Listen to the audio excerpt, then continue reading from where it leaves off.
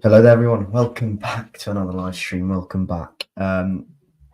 We are reacting to what was yet another dismal performance. Let's see, harsh. Yet another. It was a dismal performance yesterday at Ashton Gate as Bristol City fell to a 1-0 defeat home QPR, who are in the bottom three still. Are in the bottom three, in fact. I'm joined with me on these streams by Matiss, as always. Matiss, how are you feeling after yesterday's shambolic display? Well, it's just classic Bristol City. I mean, I'm not surprised at this point. It's just how a few days can change um our optimism on the club. I mean, when we were reviewing Southampton, it was all glory, 3-1 win against an amazing side, and then back at home, QPR relegation zone, and yet again we lose two shots on target.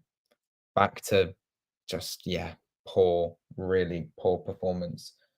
And I mean, like I said, just the inconsistency is really key. And that's just what we don't have.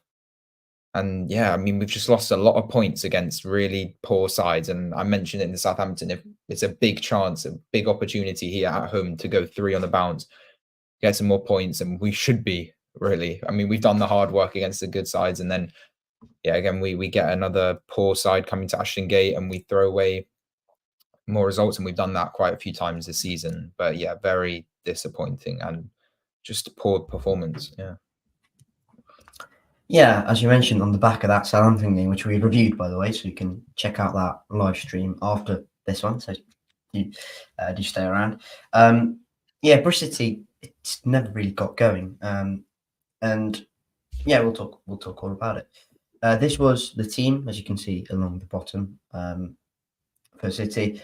Obviously, Max in goal. It was McCrory who came in for George Tanner, right back. It was a back four. It was Rob Dickey, Zach Viner, Hayden Roberts make up the rest of the back four. Matty James and Joe Williams in midfield alongside Jason Knight. It was Sam Bell, who we'll talk about as well, Anis Mehmeti and Naki Wells. We'll talk about City's team use in a minute. This was the QPR team, who I thought were very impressive and definitely should not be in the relegation zone. Asmir Begovic in goal. It was a back four of Jimmy Dunn, Steve Cooks, Jake Clark-Salter, and I've missed out the left back, have I? Who's the left back? Powell. Oh, Kenneth Powell. I've missed out Kenneth Powell there. That should be Kenneth Powell. And that I'll update that actually in a minute. Isaac Hayden, Sam Field, Chris Willock, Lucas Anderson, Ilias Chair, Lyndon Dykes up top. I thought they were really good actually. QPR. Do you want to talk about them for a minute before we move on to we showed one up? I mean, obviously we're gonna have a go at Bristol City and that dismal performance, but we also have to give credit to QPR because they came and they played pretty well, to be honest. And some patterns in play that I saw, and the passing and the movement, they in the second half, a lot of times they were nearly through, and then just some couple good saves by Max to stop them, and they could have easily been 2-3-0 up by the end of the game. But give credit to them, and I don't see them getting relegated after those performances. I mean, Millwall have been brought down there, which is surprising. But if they play like that, they definitely won't go down. But it's just about stringing some consistency together. But no, QPR definitely the deserved winners yesterday, and they played pretty well. I was impressed. Yeah, just so we don't come across as biased or no, well, we are biased, but not like too overboard. Just so we are going to give credit to QPR. They were really good. Didn't look like a side who were in the bottom three at all. I'll bring back the City team up. Two changes: McCrory in at right back for George Tanner, and who's Naki Wells coming in for Tommy Conway from the Southampton game. Obviously, everyone is now literally to flip of a coin who starts between Naki Wells and Tommy Conway now. And Ross McCrory coming in, a little bit of a surprise after George Tanner's recent performances, but also not that much of a surprise considering the volume of games he's played. Yeah, I mean, looking at our recent run of games, and I mean, after the Christmas period, we had those FA Cup games and the replays on top of that. So we haven't had a lot of breaks, and this is now we have a week break until Wednesday, which we haven't had in quite a while. So yeah, it's just mainly rotation. McCrory's still yet to play 90, but he's playing good minutes. So yeah, not too surprised, but I think Tatana didn't even come on in the end because of Sykes. So yeah, hopefully we'll see him soon, because I think he's been pretty solid recently. And then the other changes were was that Conway out for Conway a for few. Wales. So yeah, just more rotation, but otherwise, yeah. And then you mentioned on your vlog as well. I mean, Sykes was on the bench last week, but he was on there again. And then Twine was on the bench today for the first time for his return from injury, but didn't appear. So hopefully we can see him next week. We'll see. But yeah, other than that, pretty the norm for us. Yeah, fairly normal. We'll start talking about the game then. I'm going to be honest, nothing actually happened. I don't know what your thoughts were watching it, but for me, by being in the ground, nothing really seemingly happened. And if anything, QPR were probably the side who looked a little bit more threatening on the counter-attack. I felt like it took them about 5 minutes to get going. And then once they got going on the counter-attack in particular, they looked really, really like a serious threat. And Bristol, well, ultimately, we didn't really have too many answers for them. Yeah, I think we had a little burst at the start. I mean, the atmosphere was building a little bit. Well, I'd say in terms of we just won back-to-back games and we beat Southampton. So the expectations were pretty high going into this. So we knew that a performance would have to be made. So I feel like the start, we were kind of going for it. There was a couple half chances, I'd say. McCrory smashed it, the side netting, a couple chances going forward, but really not too much. And there, yeah, from then on out, we really had nothing going forward. I mean, we'll talk about the second half after. I think we had one close chance with Conway, but really the lack of threat was just back to what we've been used to recently, bar our few wins. And yeah, QPR grew into the game, like you said, counter-attacking, and yeah, they kind of just outclassed us, and then eventually got the goal in the 41st minute through Ilias Chair. Bristol had a free kick. I remember the first half just before the goal. Well, we had a couple of free kicks, didn't we? We had one with Joe Williams which was put into the box and that was cleared away, and then tried to recycle that. That didn't work.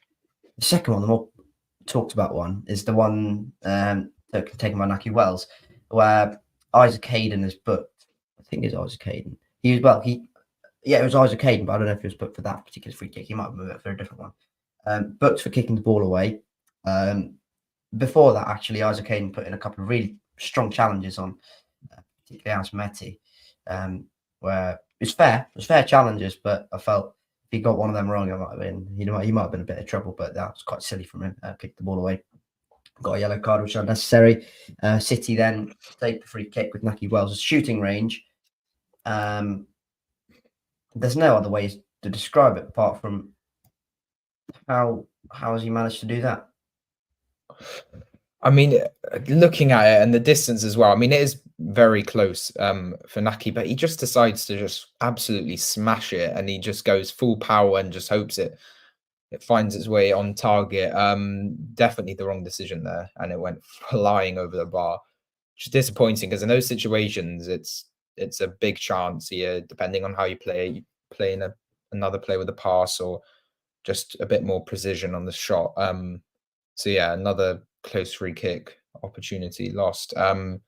Maybe, well, that's where we're missing Twine, really, if he was playing and he had that opportunity, because yeah, with him on the ball, we'll see. But yeah, I mean, we're kind of feeding off even TGH on that particular situation would have been not a bad contender, would he? And then he sat on the bench. Yeah, he was off at that point, but yeah, exactly. TGH wouldn't be too bad either. But yeah, in terms of chances, I mean, we just didn't have enough. We're feeding off like little scraps here, because we didn't create enough at all.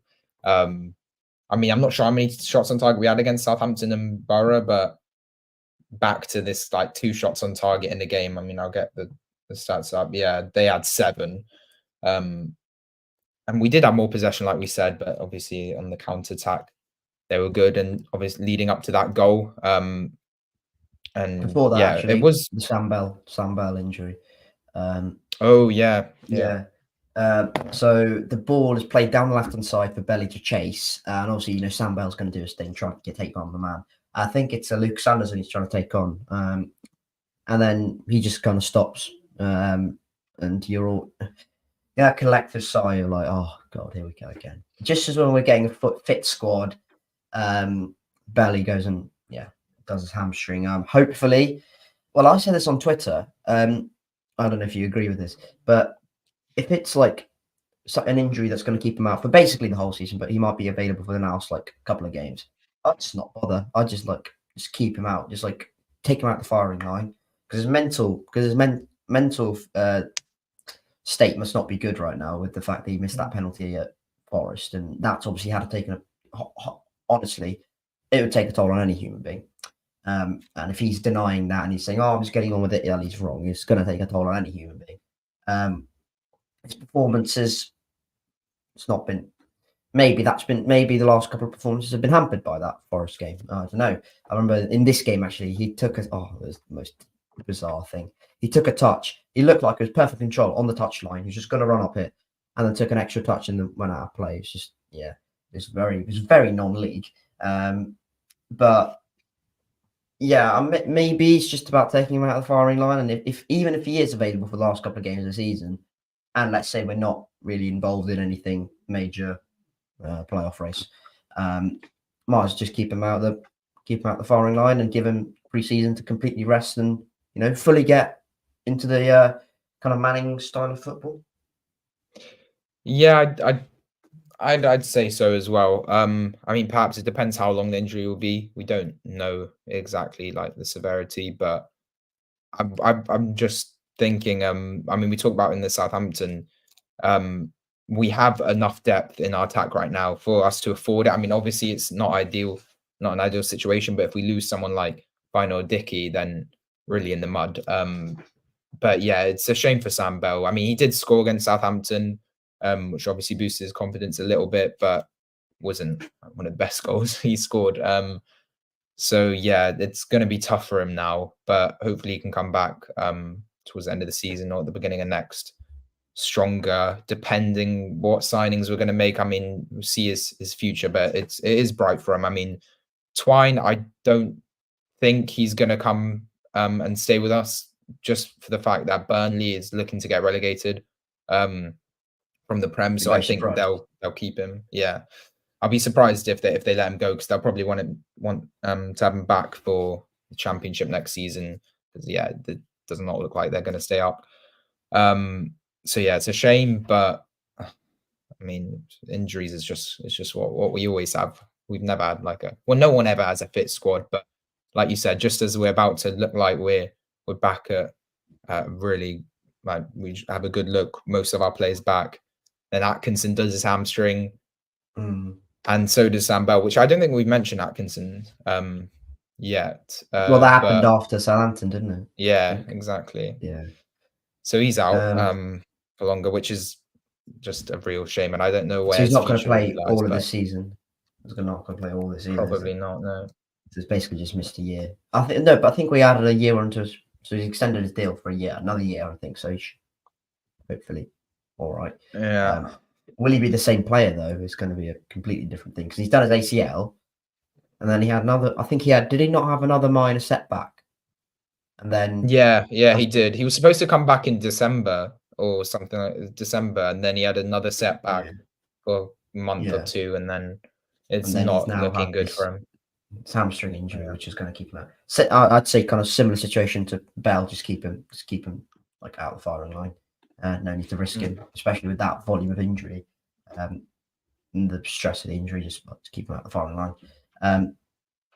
Obviously shame for Atkinson because on his day, probably one of our best centre backs, if not our best centre back. So yeah, massive shame. If he comes back and he's even anywhere near the player he was for the first couple of games before the injuries, honestly, that's brilliant for us. When's the last time we even saw him? Now it's been Sunderland a away. long Yeah. time. Oh no, on this day last year was the last time we saw him actually, Just because on this day last year we played Sunderland away and we got that penalty. Yeah. yeah, Got the penalty. And Naki scored 1 that penalty. year. That's tough. That's tough, Atkinson. Let's talk about the goal then for QPR. As much as we don't want to, it's a good goal. Good goal from Ilias Chair. He's Luke Sanderson, who I thought was a bit of a live wire all game. He's played in down the right hand side. The ball is cut in, played across the box, face of goal, and Ilias Chair takes a touch. I think does he take a touch? He takes a touch, and then he curls it. Doesn't take a touch. Just first time. First time. First time, curls it. Max gets a hand to it. I'm not blaming Max for that one. Well, I haven't seen a proper replay of it. I've just seen a replay of the crossing and the goal. But apparently, I heard in the crowd after the game that it was Naki Wells' fault for like giving the ball away or something. Am I talking? I didn't see that part. But on the goal, I think it's avoidable, to be honest. But it is a good work to goal. I mean, yeah, like you said, it's brought out to the right hand side, but then we've got 6 players in and around the area, and they're all just staring at the ball. I have no awareness of players running into the box or what's going to happen next. And I think it's pretty obvious because what's his name who assisted him brought it out quite wide. And Anderson, he brought it quite wide, so it was kind of obvious a cross was coming in. And then just finds Chair at the edge of the box, and first time, don't think Max even got a hand to it. It's a good finish. It's a good goal, but it is disappointing. I mean, I felt like it was a bit too easy for them, but probably deserved at that point, and we're 1-0 down, and just disappointing, really. So good goal, but I think we could have done better. Yeah, it's not good. QPR fan, thank you for joining us. We're not going to bite, promise. Picked off at will in the second half. We'll talk about the second half in a bit. It was not good. It's not good. Good goal from Chair, who's a quality player. He should be doing things like that more often. He doesn't. QPR probably take a deserved advantage. At half time, Bristol City don't really pose too much. In the first half, I'll tell you the stats: 56% possession. We had 8 shots in the first half. 2 on target. QPR only had 2 shots, 1 on target, but they looked far more threatening on the break, I'm being honest. Bristol City, all that possession accumulated to really nothing. And Bristol City go into the break 1-0 down, and I don't really have many complaints. I think QPR probably deserved it. Into the second half, and yet again, Bristol City, we're trying our best to get on the ball, trying the same things over and over and over again, trying to play through the thirds, getting it to our centre back, getting it out wide, going it back in, getting it to Matty James, giving it to Joe Williams, and it's just not working. And we just keep doing it. And QPR are in their 4-2-3-1 shape. They've dropped their 2 centre midfielders right back. Isaac Hayden and Jack Colback eventually who came on as well. And Sam Field. Just drop back, and we have no answer. We just try the same things, and it's insanity. It's a definition of insanity. Yeah, I mean, it is the style we're looking to play. We want to play attacking, possession-based football, but in some situations, you just got to stop forcing it and try something else.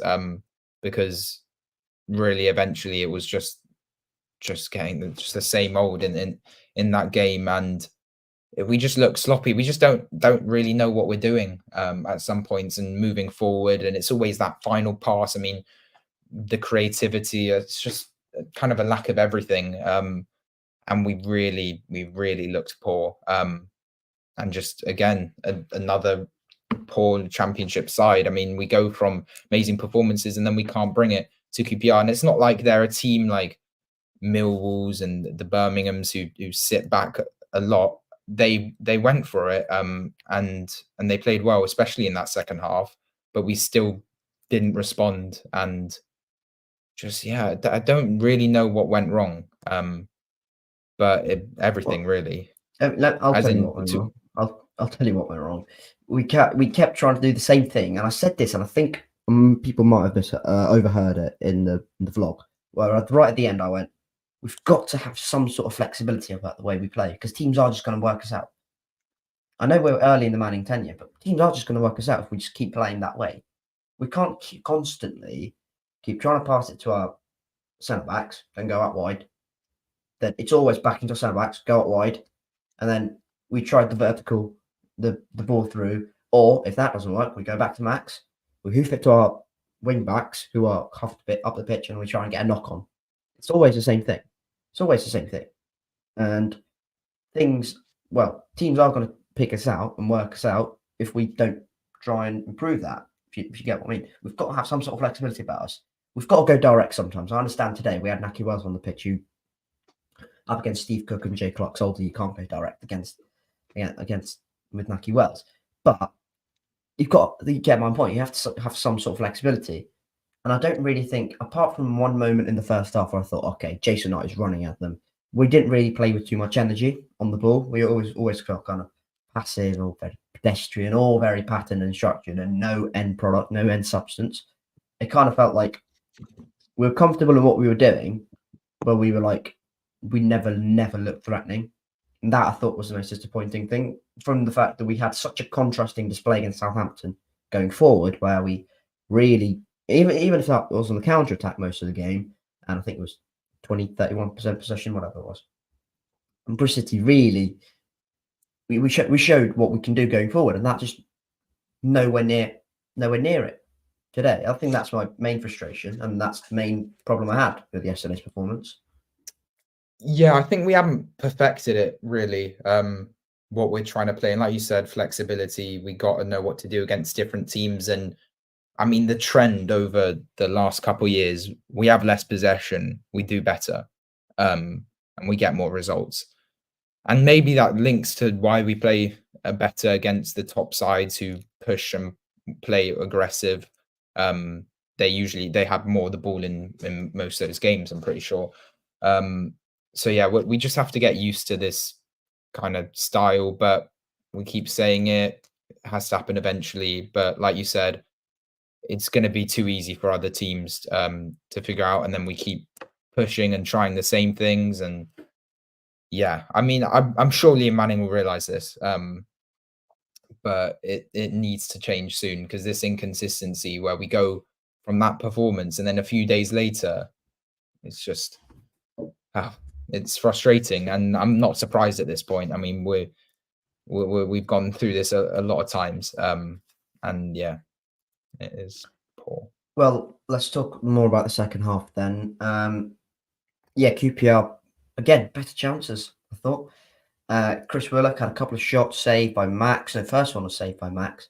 Oh, one of them was saved by Max right at the end, where he gets in. Joe Hodge plays him in on the right hand side for QPR. He's in. He hits it straight at Max. Another one I thought was in, to be honest. Hit the side netting. Bristol City didn't. I can't remember one massive chance. We had actually, Tommy Conway was played in, wasn't he? But that was saved by Begovic, and that I wouldn't really call that a big chance. I'll call that half chance. And it's like quite hard as well, because he can't really take a touch, and the angle is really tight for him. So it's and with the goalkeeper like Begovic in it, he's quite experienced. He's always going to know the angles and whatnot. So I would probably call that a massive chance. Yeah, I remember watching that. It was good play. It was well into the second half. Sykes played it into Naki, who took a nice touch and did a reverse pass through to Conway. Took it nicely. I'm surprised he got the shot off. I think it just went wide on the left. I don't think Begovic even got a touch. But in those situations, I feel like you just got to smash it near post. Saka had a brilliant goal against Burnley yesterday as well. I feel like at that angle, it's just better, and I feel like it works a lot. If you smash it with power near post, it's a big chance. But yeah, like you said, it's a half chance really. I didn't expect it to go in. But in 90 minutes, the fact that we really can only remember 1 or 2 half chances even just really sums up the game. In terms of QPR, yeah, they had a good chance. I thought Max was pretty good. I mean, most of those saves, yeah, expected, but there was one big chance on the left-hand side. It's played in and he gets the ball. If he spills that, it's a tap-in for the QPR attack, and he handles it well. Another chance was a free kick for QPR. I don't know what we're doing. It's played in way too easily. Shot taken by Chair, I think. Oh, you're talking about the one where they played it on the floor and across our defence? Yeah. Yeah, that was embarrassing. I said it. I Yeah, called it. I literally said it. Oh, you could see that coming from a mile away because he made the run like 5 seconds before. Literally, Naki Wells loses him. Oh, well, Metti's in the wrong position. Yeah, no surprise. Comes in, it's open, gets the shot off. It's a good save by Max, and then we clear it. But still, just a lot of those just sloppiness, and I felt like they opened us up way too easily as well on the other side. But yeah, other than that, pretty much it. Well, obviously, we went for it a little bit at the end, but still, just it did not look like we were going to score at all. Had a corner in the last minute, headed off the line. It was actually very close. I think it was a flick on. It's offside. It's offside from a corner. Yes. Yeah, no, the flick on. I think it was Viner coming in at the back post was offside. Apparently, that's what the ref. That's what the linesman gave. So even if Viner does put it in, it wouldn't have counted. It was Naki. It was Naki. Oh, it was Naki. Was it Naki coming in on the back post? Yeah. That one. Oh, you are right. You are. Yeah, it was Naki. It was just middle of the goal. Linesman definitely gave offside. Oh yeah, no, you're right. You're right. Yeah, but even if he didn't touch it, Dickey was coming back post, and I think it might have been on target anyway. But it was a good header off the line, and they gave it a goal kick, which was just, or maybe they gave. Did you think they gave the offside then instead of the goal kick? Yeah, they gave the offside. Yeah, definitely gave offside. Definitely gave offside. Right, that kind of brings us to the end of the game, to be honest, because didn't really offer too much. There's nothing else we can talk about because it was just grim. Well, look, we can dwell on it all we want, but that was just, and we can paint it in whatever way we want, but it was just abysmal. For people watching it live on YouTube, get your thoughts in the comment section. I'll make sure to read them out. But yeah, get your thoughts on the performance. Just quickly to sum it all up. Yeah, I thought it was abject and really pathetic. How would you sum it up? Just lack of everything, really. It's a bit embarrassing as well. And it's just classic Bristol City. It just sums it up when we're used to these kinds of run of games, and then we pull out with this performance. And the lack of shots on target, complete lack of threat, and we just did not deserve anything out of that game. Really, we've been very lucky to get a point. And QPR, the scoreline kind of does us nice because they had a couple chances, and yeah, like I said earlier, could have easily won 2-3-0. So yeah, we just got to move on. Really, we have a week now, which is good. I think because we've had a lot of rotation and little rest. So that'll be good. And it's another opportunity because we've got Sheffield Wednesday. So hopefully we can pick up some points. But it just seems like, I mean, you could see it going into these next two games. Like, we could get 6 points here. Yeah, it won't be easy, especially how we play against sides lower down will be a seriously tough game with the form they, and it's away from home. Yeah, it's Hillsborough. That's exactly. They've picked up points as well. I mean, their recent form. I mean, they beat Mill yesterday. Mill have been pretty dismal recently. We couldn't beat them. Beat Birmingham. Yeah, I mean, they're still in for a shout of staying up. Definitely, Rotherham have. Well, I reckon in a few weeks they'll be nearly. Should we move on to? But yeah, move on to player ratings. Yeah, because I mean, look, we don't want to, but here we are. We'll start. Look, I just want to say before, I couldn't watch the whole game. I was actually on a flight on the way back, so don't slip me off too much, but I'll get Ani to say his one first, so I can just adjust it slightly for accuracy. But yeah, in the comments as well, post your player rating So as well. As we go on, so if you do want to help us out, just got player whatever player dash rating number. It's all out of 10. 6 is like an average. 7 is like above average. Last week there was nothing less than a 7. Everyone played well, apart from the subs. Everyone played really well. No, there was no less than a 6. Coleman got a 6. Yeah, but everyone played really well. This is going to be interesting. I'll start with Max. Although he was our best player, to be honest, kept us in the game. He made a couple of really good saves.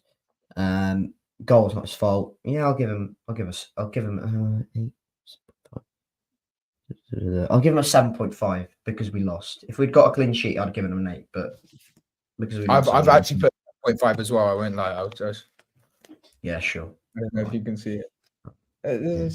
My hand's in the way. 7.5. I'm showing everyone else's results now, but I actually put 7.5 as well. I agree. Definitely our best player on the pitch. And a couple of those saves were crucial. And the one I mentioned, if he pushed that on, that would have been a tap in, and yeah, we could have easily lost by more. So yeah, decent. Yeah, made a couple of really good saves.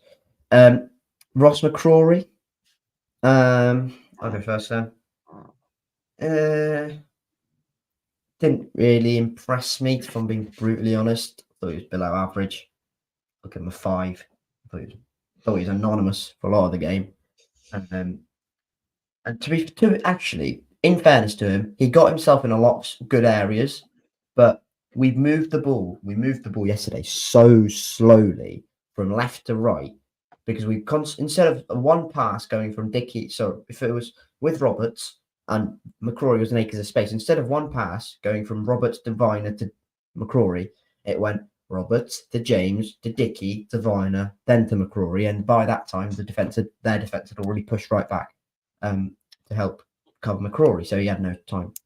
But despite that, I'll give him a 5. I thought he was meh. I thought he was below average, to be honest. I'll give him a 5. I've given all the back four who started the same rating, just because I couldn't really give a difference between most of them from what I personally saw, because I can only see a bit the whole of the second half. Do you want to give your 4 first, or shall I just say what mine is for the? Well, I haven't really.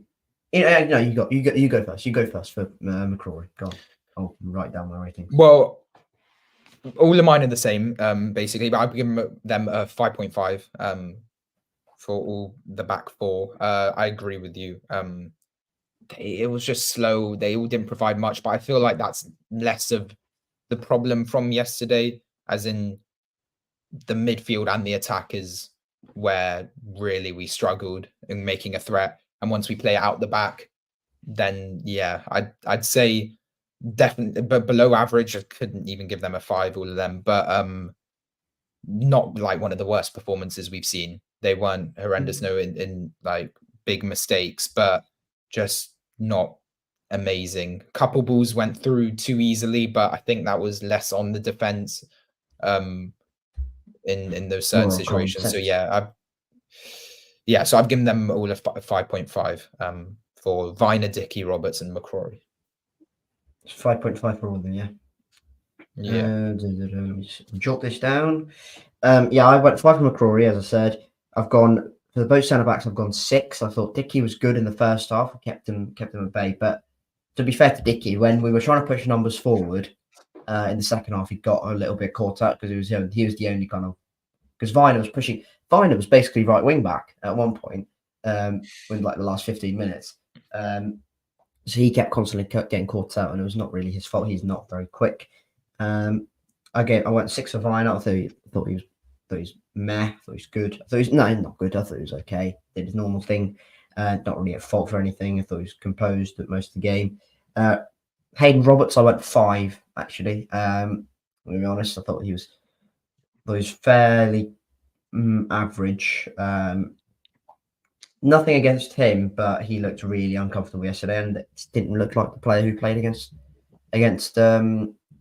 Southampton, against Forest, and just didn't look the same player. And it was weird because he was at one point he had the ball in like on nearly in their half, and then didn't know what to do with it, and then he was getting hounded by about a few QPR players, and then eventually ended up in our own corner flag. I was like, "What are you doing?"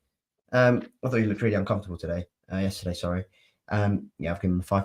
Let's move into midfield then. Matt James, I've gone 6. I thought he was okay. Didn't really think he did too much. A good Matthew James performance is probably one against Southampton, where he's just really commanding. Nothing really gets through their midfield. But I thought a lot went through our midfield, so I'll give him a 6. What are your thoughts on James' performance yesterday? I mean, we've talked about the James Williams partnerships, and it was good against Southampton, but there was just a lack of creativity, and I feel like that's pinned down to kind of everywhere from the midfield forward. James, I've given a 5.5. Again, I think it was just a bit below average. I think the whole team basically were, bar a couple, were below average.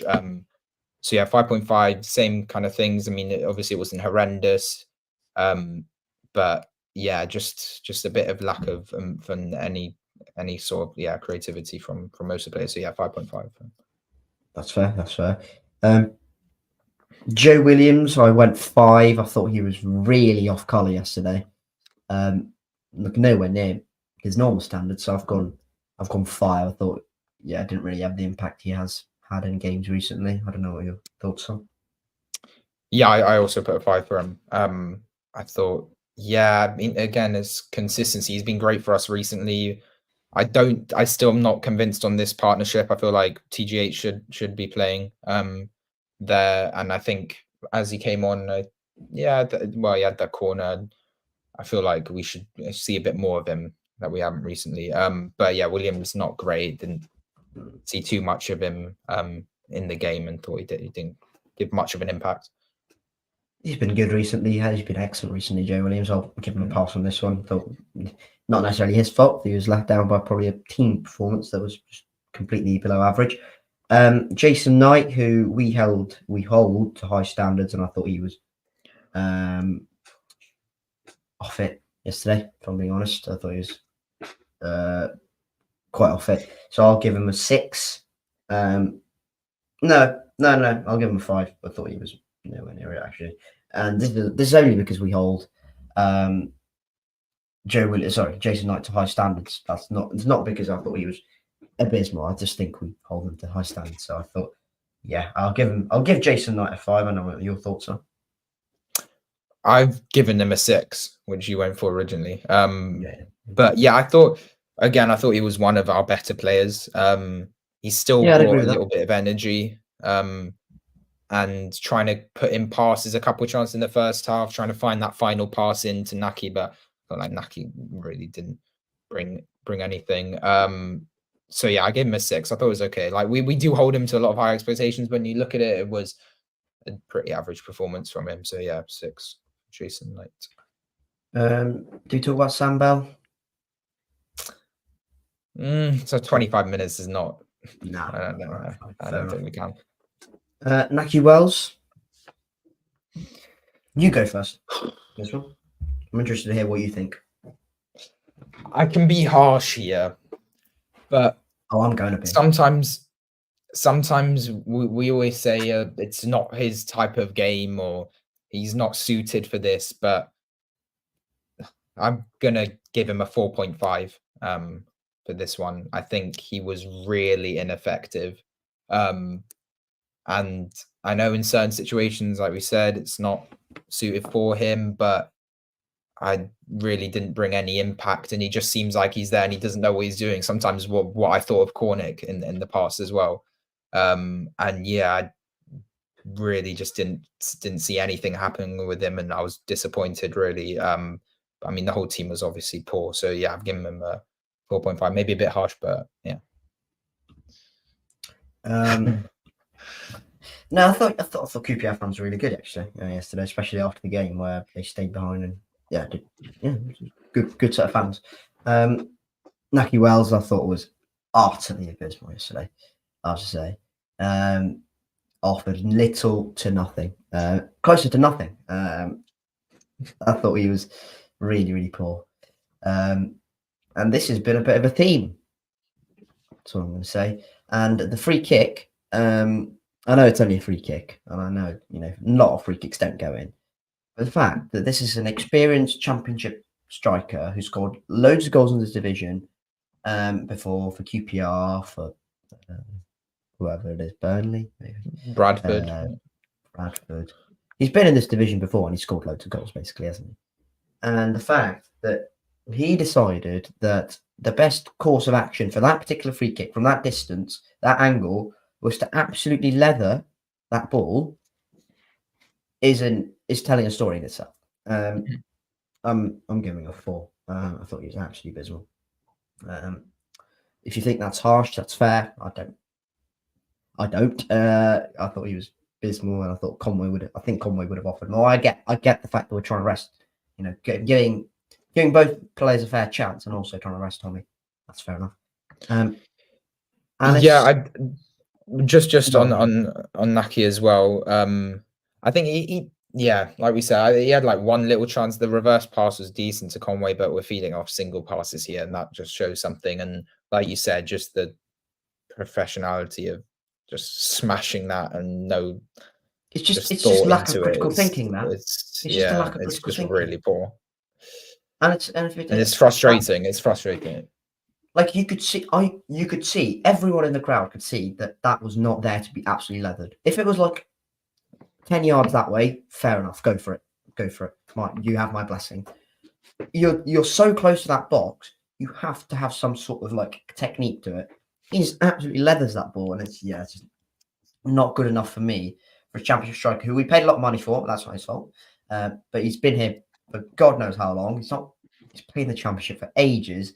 He's experienced. He's seemingly a good character to have in the dressing room, but he's just nowhere near it. And he hasn't been for a while. That Forest miss was appalling. Which would have won us that game. That is appalling. The technique he showed in that one was dismal. I'll stop. Ani and Matiss. I've given him a 5. I thought he was definitely below average. Had one of our 2 shots on target. Again, straight at the keeper. It was a little curler shot from first half. You know it's bad when I cannot remember that. You know it's bad. It was a pretty mid shot. Begovic. Oh no, that one. Which Begovic palmed it away. Yeah, I remember that. Yeah. He could have caught it, to be honest. But yeah, palmed it away. But other than that, I mean, yeah, just really didn't offer much going forward, and the whole attack really didn't. So yeah, definitely below average, and just 5 for Anis. Definitely can do a lot better. If I'm being completely honest, I think the Isaac Hayden challenge in the first half rattled him a little bit. Where it was a completely fair challenge, all props to Hayden. I thought it was a good challenge. And if Joe Williams is doing that to that left wing, I'm going like go on, lad. But yeah, I think that rattled Anis a little bit. Didn't really recover from that. I've given him a 5 as well. I thought. Yeah, we need to start seeing a little bit more from Anis, if I'm being honest. Subs, Cornick, who came on for Sambal in the first half. Interesting. So the Cornick initially started off at the left wing and then got moved to the right because obviously Anis is better, I'd say, on the left as well out of the 2. And yeah, Cornick it's okay on the right. So Cornick I thought was decent. I thought again he showed a few touches. Again, he was hounded out by Kenneth Powell and their midfield and Clark Salter, and especially on the right hand side, just didn't really get going. Didn't really get a kick. I thought he did okay with what he had, so I'll give him a 6.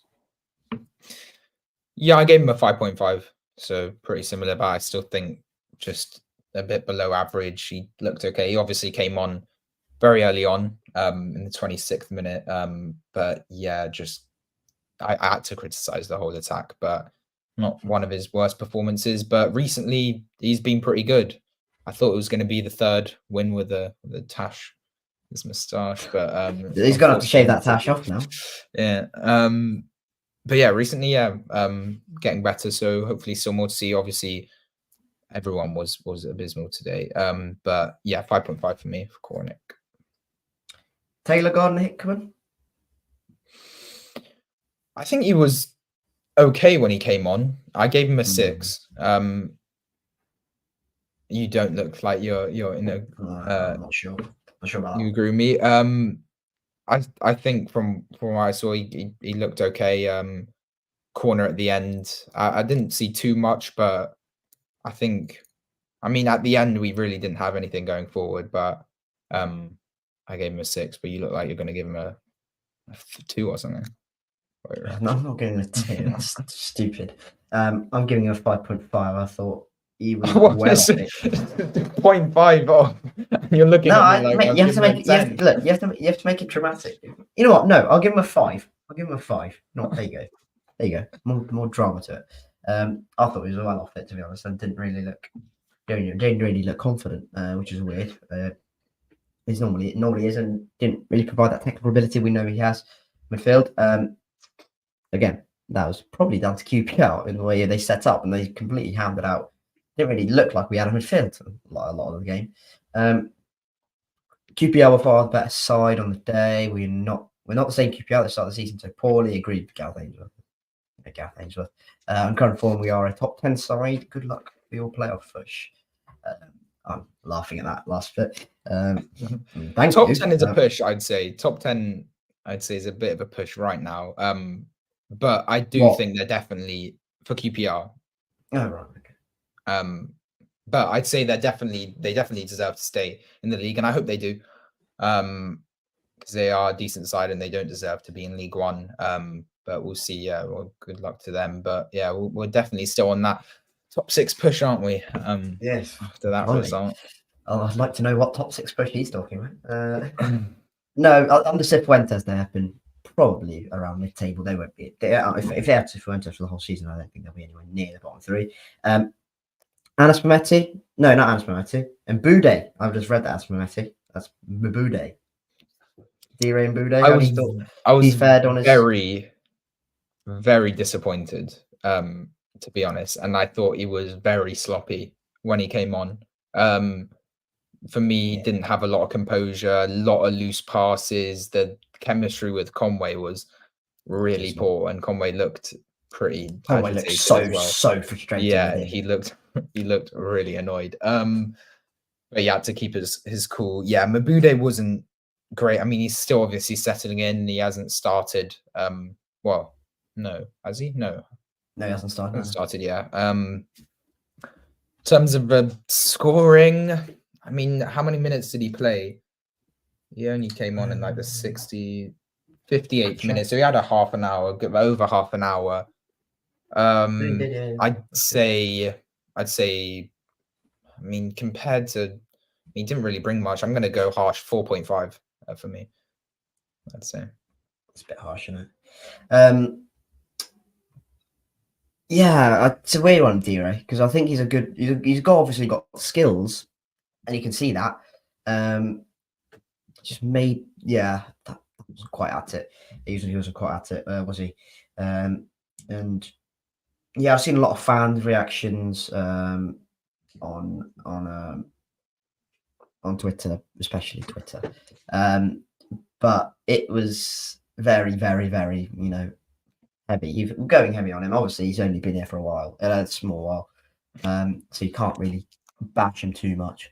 But yeah, just based on what we saw, if we completely take all the context out of it, I thought it was really poor. I'll give him a 5. I'll give him a little bit of the benefit of the doubt, but the amount of times he gave the ball away was just, not good. Hopefully he improves though. Tommy Conway, thoughts on him yesterday? He didn't start, came in with Naki Wells up top as well. So they made a 2. We were probably trying to go for it. It's like, what's it? It's like having an AK-47, right? But with no bullets, no creativity. Interesting analogy. I see what you mean. I see what you mean. There's no Scott Twine element to it. Yeah, I think Conway was. I mean, when we look at, I mean, to be fair, if we look at his performances recently, I'd call that one of his average performances. To be honest, I mean, he hasn't scored too many recently. I know that might be a bit, I think, below average, but I think he recently and in games, I'm going to go to his goals now. I mean, his last goal has been West Ham. He had the 2 in the West cup, Ham but the home. last one in the league was against Hull, in December. So that's Did he been a score against while. Hull? Yeah, I'm surprised by that. Yeah, he scored the penalty in the. We had a penalty in the against first Hull. half. I can't remember that. That's bad. I can't remember that. I was there. I can't remember that. So it's been a while, and I remember performances, especially against Southampton away. I know that was probably before, but things like that. He misses certain chances, and obviously sometimes he does miss a lot, and sometimes in certain games we're not on top, and obviously he doesn't have a lot to feed off, not a lot of opportunities, but when he came on, I think it was kind of more the same. He had probably our best chance, if you call it a chance, even with that shot that just went wide. Give me a 5.5, below average, but I don't think for him personally it was one of his worst performances. But yeah, I do want to see more from Conway. I think positive, guys. Lots of games to go. Good luck with the channel. Thank you very much. Yeah, lots of games to go. Well, not a lot of games to go. 12, 13 games to go. Yeah, 13 games. 13 to go. And Bristol City are looking like they're going to dwindle again. Tommy Conway, as I said, I'm going to stick by my analogy. I'm going to say, I'm saying having an AK-47 without any guns, without any bullets. It's you can have all the strikers you want, but if there's nothing going into the box for them with good enough service, and you have a double pivot of James and Williams, and then Garton Hickman, who was dismal when he came on as well. Yeah, it's not really the ideal scenario. I'll give him a 6. I thought he was. Look, it's similar to Cornick in a way. He had to did okay with what he had. Mark Sykes, who came on at right back for Ross McCrory, I think. Did he? Yeah, obviously, yeah, go on for Ross McCrory instead of Tanner coming on, and obviously a return from injury off the bench. So always good to see. Good to see him back, not in his normal How long did he play? position. He played. Yeah, he came on. It was the last substitution, and he came on in the 75th minute. So he just got over 15 minutes, probably around 20 minutes then. 20 minutes, yeah. I thought he wasn't horrendous. He shouldn't play right back ever again. He shouldn't play right back, but he did at the start of his time at the club, I remember. Yeah. But it's not his position. But I thought, even though he was there, I thought he wasn't horrendous. He made a couple nice passes into Naki for Conway's chance, and I thought he looked okay and brought a little bit more threat. So I give him a 6 for the time he played. Yeah, I agree with that. I'll give him a 6. Give him a 6 as well. Did again thrown into an unfortunate scenario where the team are literally look like they're short of confidence. So I can't really disagree with that one. Lastly, Liam Manning. I always forget about this one, so I haven't got one for him, but I'm going to make one on the spot. But it's. Can I go first on this one? Yeah. I thought Manning got the tactical setup perfect against Southampton. We absorbed the pressure in the first half, and then we hit them on the counter-attack brilliantly in the second half, and we got the 3 goals. And by the time they scored, the game was completely dead. This one, though, he should have seen this coming from a mile away. If he'd seen QPR play in their recent games against Norwich, against Millwall, he would have seen a team that are good on the ball, trying to control possession, despite who they play, unless they play like Leicester or Southampton or Leeds or Ipswich. They do try to control the ball, especially against us in a must-win game after the game against Stoke in midweek for them, where they needed to win. They didn't, and this was a must-win for them. They won.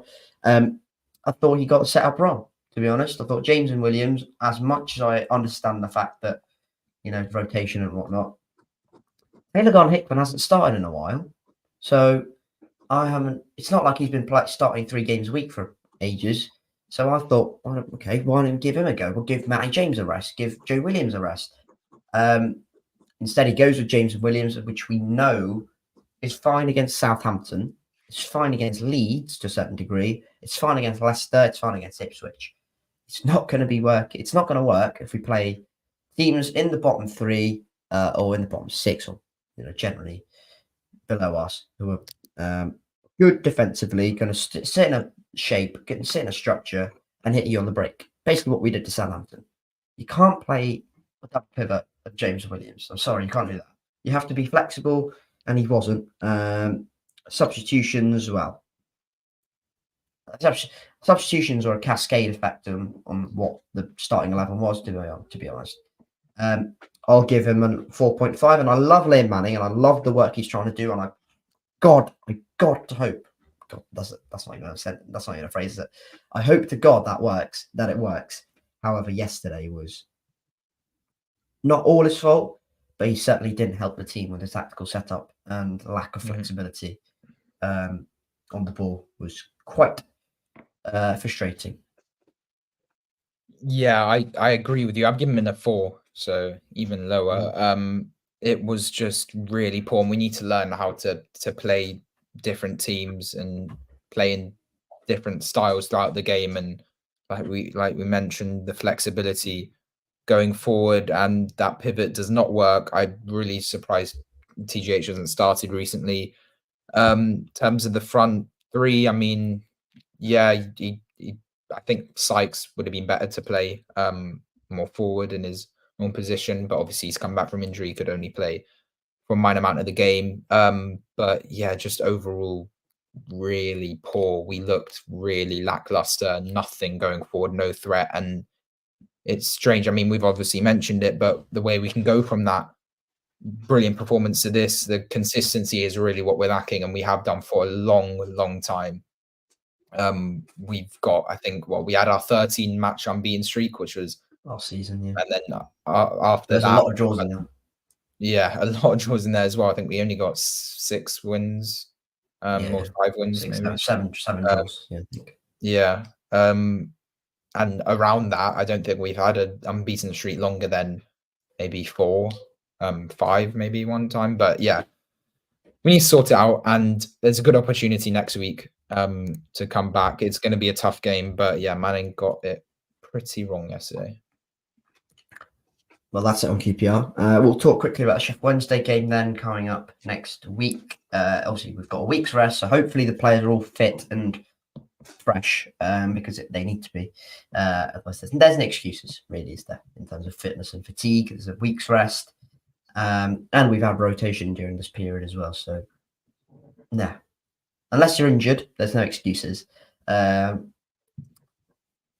terms of a challenge, what Sheffield Wednesday will pose, they'll be good going forward. They're good defensively as well, actually, in the Danny role.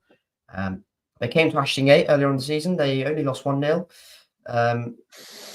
And actually, that was with a red card as well. And if I'm being honest, even with the red card, even with their main man, Barry Bannon, being sent off, they were the better side in that game. I know we had Curtis Fleming in charge. So no Manning yet. But still, they were the better side. Probably should have got a point, at least, in that one. 2 sides in the relegation zone on the trot for City. I would have been saying 6 points is a must in these 2 games. Maximum output is now 3, and I'm not really confident we're going to get 3. Yeah, tell me your thoughts on Sheffield Wednesday, and what do you think? How do you think this game is going to go?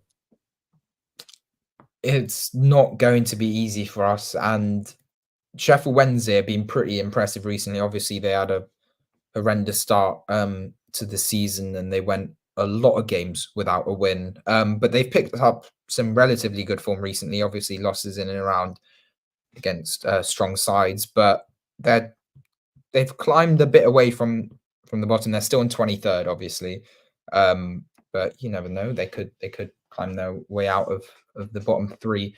But yeah, it's two teams in the relegation zone. After we've just beaten an informed Borough side and the most informed side in the whole championship, who won 25 games, and they also bounced back with a win against West Brom after that loss against us. But yeah, I don't see us. I don't see us. I don't think we'll come back with an amazing performance. I think we have to show what we can do, and I think Manning will realize what he's done wrong. We're away from home, but I think, I mean, in terms of our form away and home, I think it's pretty equal.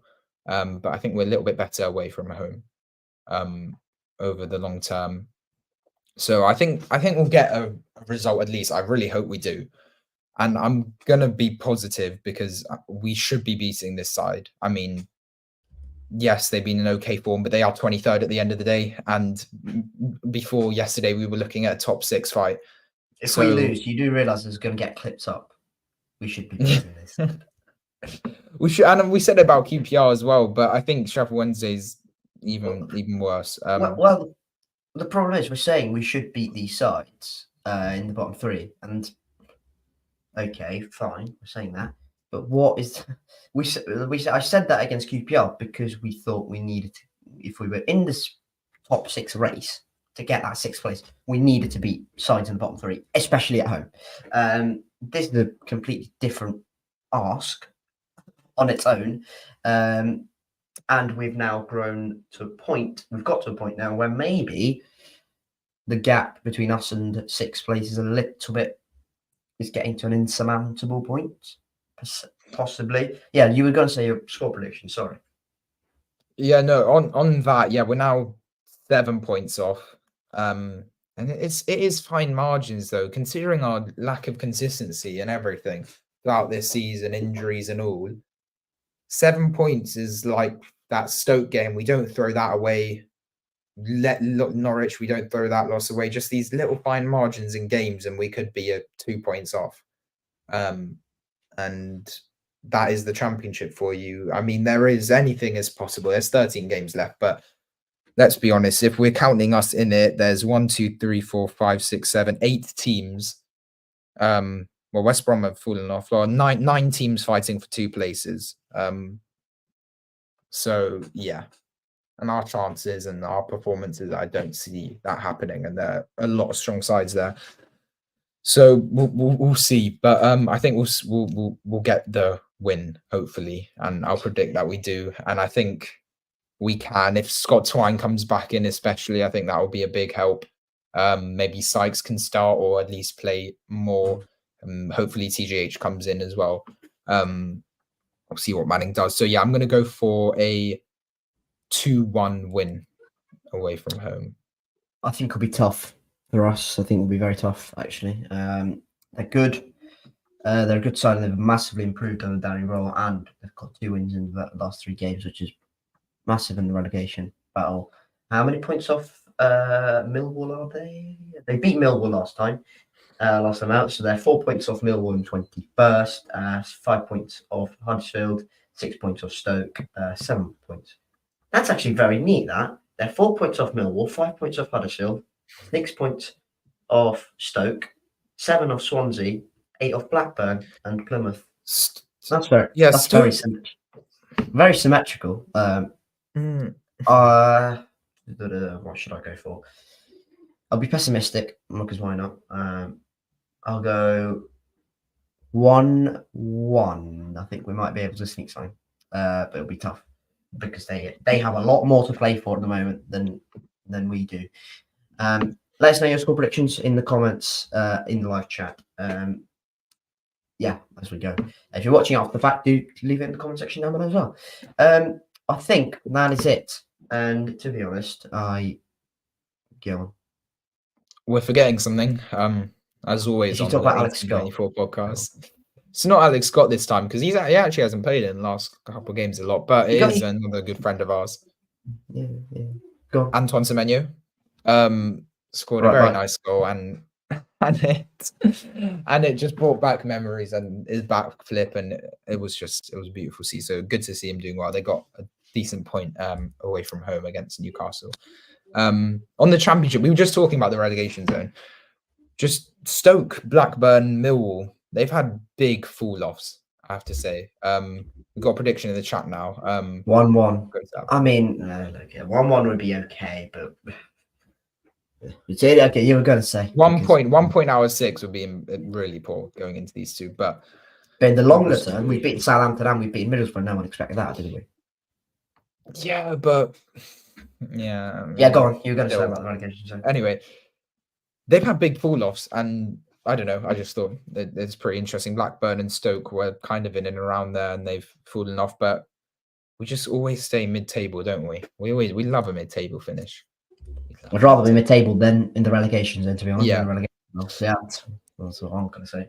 It would be a lot more dismal down there, but yeah, we've got the 7-side derby to look forward to. You can't make that, but we're about to see a Jeju hat-trick. Oh my God. He's been awful for them as well. He's been terrible for them, apparently. Yeah, I won't be able to make the 7-side derby because, ironically, I'm in Wales. So. Someone who has been a bit not bad, on the other hand, one of our players, Andy Vyman, as Ani goes off camera. He's already scored three odd goals for them, which is more than he's done for us all season. So very surprising on that front. But yeah, comment your stuff down below. Follow us on our podcast things on Spotify as Annie comes back. Spotify, Apple Podcasts, we're all on that good stuff. Make sure to give us a rating on there as well and subscribe to the channel. Yeah, I was just talking about, what was I talking about? Now you've gone off camera again. We love a mid-table finish. That was what I was on about. But yeah, comment below, follow us on all that stuff. Any final thoughts on the game on next week? Yeah, sorry. Look, in the bigger picture, did we expect to beat Middlesbrough and Southampton? I would have taken 2 points from that with bite your hands off. We've got 6 points from that. Obviously, looking at it, you're going QPR, Sheffield Wednesday, both in the bottom 3. Yeah, away at Hillsborough isn't that breezy. I don't think we have a particularly good record there either.